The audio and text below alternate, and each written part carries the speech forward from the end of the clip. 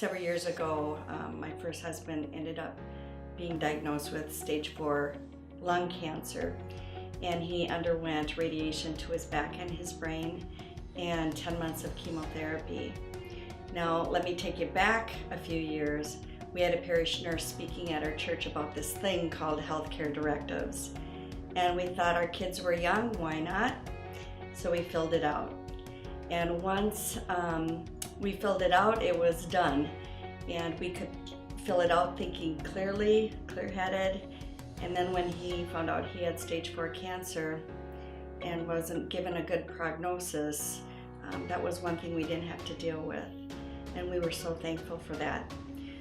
Now, having said that, he did revise his healthcare directive once he found out the diagnosis. And then toward the end of the 10 months, he ended up in the hospital for the last 32 days of his earthly life. And the last 2 weeks of that, he was on the ventilator, and that was his choice. And because I was his healthcare agent, that document became active, and I had to make some very difficult decisions on behalf of my husband, and our children were 10 and 13 at the time. But I could make those decisions with a clear conscience because we had talked about it. I knew what his wishes were.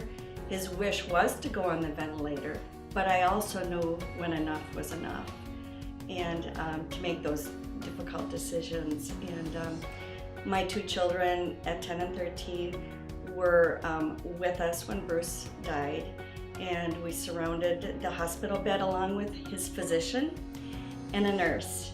And we basically, the kids say they prayed their daddy home. So that was a really positive experience. And so when this position came up with Light the Legacy, I just knew I couldn't be quiet. So many people need to fill out their healthcare directive when they're healthy, not in crisis, not in ICU, and they need to do so now because we never know what tomorrow will bring.